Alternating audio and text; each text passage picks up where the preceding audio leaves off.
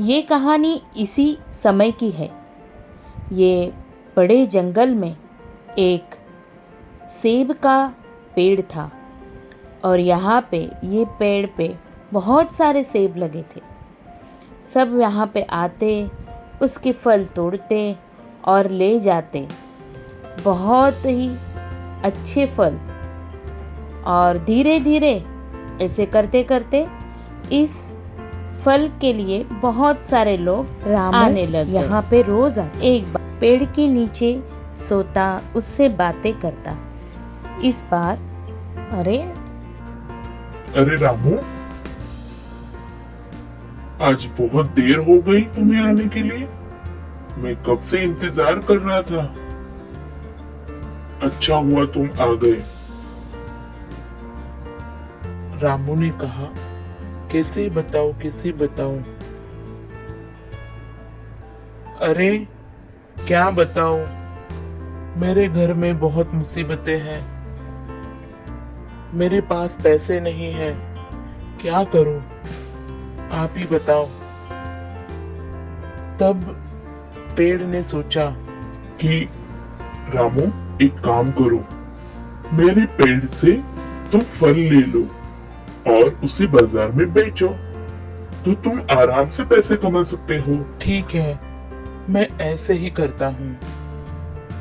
शुक्रिया, आपने मुझे बहुत अच्छी सलाह दी। शुक्रिया। चलो, मैं कुछ काम करने के लिए लेकर आता हूँ। अगर मैं तुम्हारे फल रोज ले जाऊं तो तुम्हें कोई दिक्कत तो नहीं है ना? नहीं, मुझे कोई दिक्कत नहीं। तुम खुश रहो रामू, मैं तुम्हें फल देने के लिए तैयार हूँ। और इस तरह से पेड़ ने रामू को फल लेने के लिए मंजूरी दे दी। तो आप देख सकते हैं कि पेड़ हमें सब कुछ देने के लिए तैयार होता है। रामू वो फल लेकर बाजार आ गया और फल भी बेचने लग गया। फल ले लो, मीठे मीठे ताजे ताजे फल ले लो। अरे भाई रामू, इतने अच्छे फल कहाँ से लाए? बड़े ही अच्छे लग रहे हैं। मैं जंगल से लेकर आया हूँ। ये फल बड़े ही मीठे हैं। हाँ, जंगल से, सच में तभी इतने अच्छे लग रहे हैं। हाँ, मैं खुद लेकर आया हूँ, आप चख के तो देखो। ठीक है, इस तरह वो फल बेचने लग गया। आगे ये है किशन।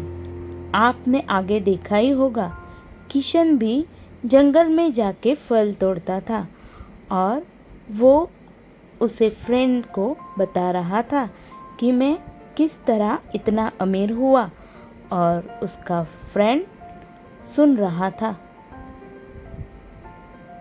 अब जंगल में ये पेड़ सोच रहा था कि आज रामू क्यों नहीं आया, क्या हुआ होगा, कब आएगा रामू।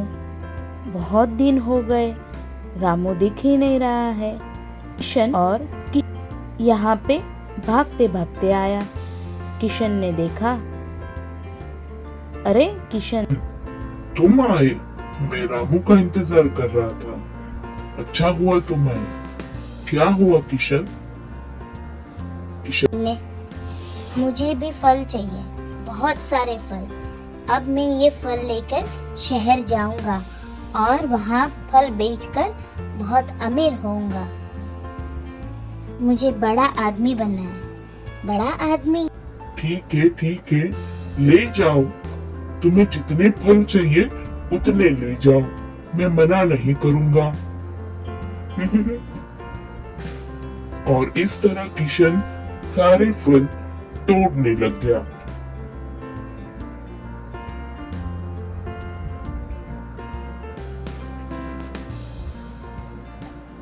उसने सारे फल तोड़ दिए।